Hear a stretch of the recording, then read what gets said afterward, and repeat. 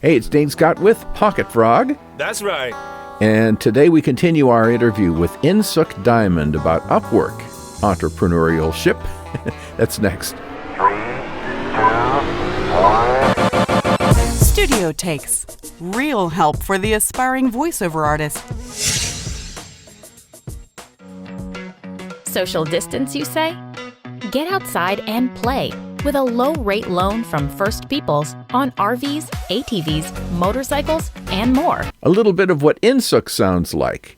Aside from having a wonderful, interesting first name, she's also a very skilled voiceover person, and she's doing great on Upwork. Here is part 2 of our interview. Okay, now when it is a situation where you're actually out and you're doing the hunting, you're mining for jobs. Okay, that's a little different situation. Explain how that works. So mining for jobs, especially now, I promise you, it wasn't as bad when I started. A lot fewer, anyway, a lot fewer really these difficult jobs. It's the keywords are helpful, trying to find, people are looking for voiceover talent or, voiceover narration.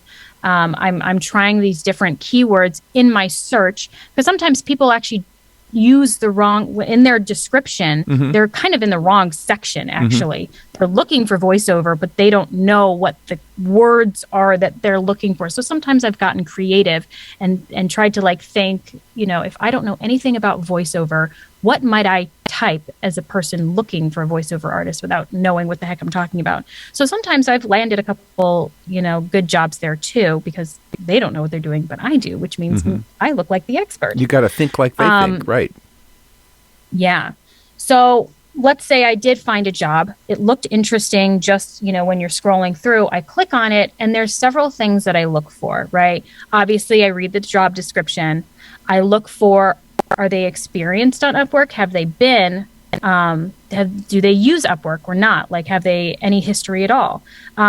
If they don't, I don't count that against them, but it gives me context, right? Do they understand how this platform works or not? And if they have history, I will go down and I will look through their previous jobs and postings and their ratings, right? Sometimes people kind of have less than a 5-star client rating. But again, I don't necessarily count that against them. Was it one bad job? Do they have a history of working poorly with freelancers? What are their comments, right? And also, sometimes they say that they're looking for intermediate or expert, right? But they've hired other voiceover artists and paid them very low wages. I won't say low wages. I will say what doesn't currently match up to my price point. Everybody's got a journey. I don't want to discount that for anybody. But it doesn't match up to my current price point. And I think to myself, am I going to kind of waste my time sending a proposal, or is this possibly worth it? I always look at their history if it's available. And it just kind of gives me a sense of who they are, what they want, or sometimes the description is vague on what they want or what the content type is. But looking through the previous jobs that they've posted, I said, oh, they're in the financial space. Oh, they're in the medical space. Oh, they're doing, and it gives me a sense of how I can tailor my proposal. Now, I won't assume anything. They could be working on something entirely different, but it just kind of gives me a frame of reference as to what they might need, and, if they're a boundary pusher, that'll sometimes show up in those, reviews. Explain what you mean by that. Or if they're boundary pusher, yeah. These are the people who are constantly asking for revisions or some things that are outside the scope of work. There will be people who say, they'll say, hey, you look like a great fit, but also I don't know why it costs so much. It'll only take you 5 minutes. Or, there's a lot, the 5 minutes. But you can kind of, sometimes when you read through these, you kind of have to read in between the lines. There will definitely be times where I'll read through They'll say, they constantly kept asking for revisions, didn't know what they wanted.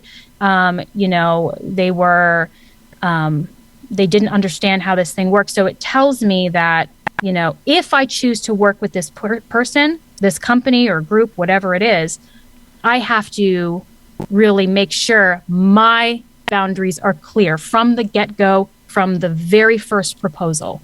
I'll address and I'll be kind and I'll be, very generous about what I can offer. Yeah. But also, here's the price, here's what qualifies as a revision, and I will outline that very, very clearly so that, if we do get into this, it's set, the boundaries are set from the get-go. I'm not waiting till later that maybe they say something that's kind of pushing a boundary or pushing limitations. I don't wait.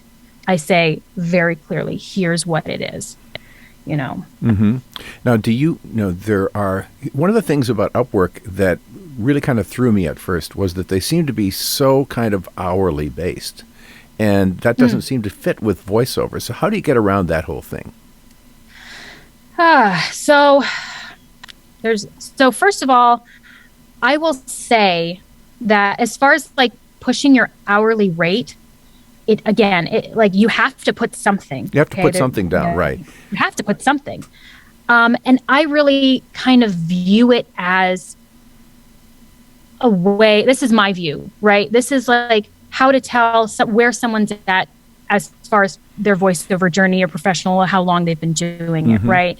So if I'm getting someone who's $20, $25 an hour, I'm thinking, okay, they're kind of newish in this field, right? But if we're, getting up towards, 40, 50, 60, 70, okay, they're kind of intermediate, but when we're getting up towards the hundreds, we're like, okay, these guys are professionals, right? So for me, how I choose to price, I kind of, it doesn't say how much I cost for my services, but it says, this is what you should expect. If you're going to work with me, you're paying more of a premium price. That is the message that it sends on that profile, in my view, in my opinion.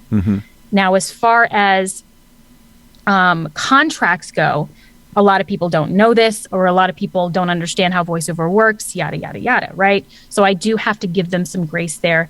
But my prices are my prices, and I will either ask them, I prefer to do a fixed price contract if we can do that, or I will say, if for some reason they don't want to do it like that, there's a couple reasons why they may want to just keep the hourly. I'll say the price is still the price, right?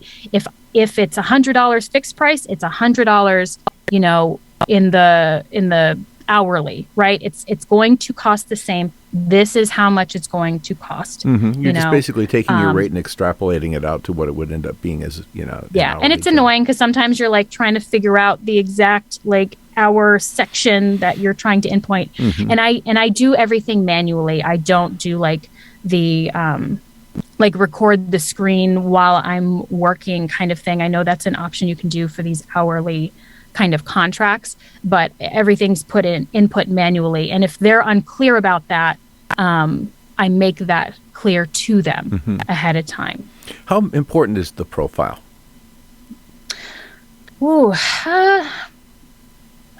Pretty important. I think, I don't know that people look at it. So there's two things, obviously there's the content that you're putting in there, and it does say something about you, right? I think something you want to find that sweet spot between too short and too long.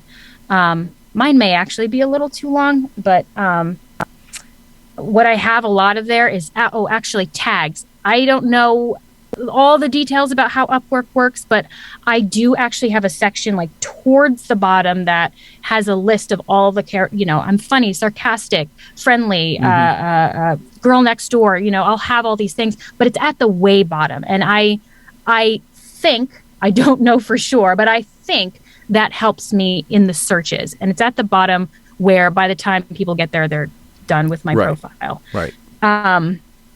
So people are in a hurry. They probably don't spend a lot of time studying those anyway. Yeah, but I think they do want to see that, what's your history is what you kind of, they want to know that you've put effort into it, right? This is something serious. You're not, there's profiles on there. I do voiceover, contact me for work. And it's just like, that tells me nothing, nothing at all. Thanks, Sook, for part 2. We're going to continue our interview next time as we continue this Studio Takes 3-part series. Need some help with your Fiverr gig? Go to thegigdoctor.com. I'm Dane Scott. Hello. Hello. Hello, I think. Hello, cutie pie. Until I heard the voice, I'd never done a crazy thing in my whole life. Goodbye.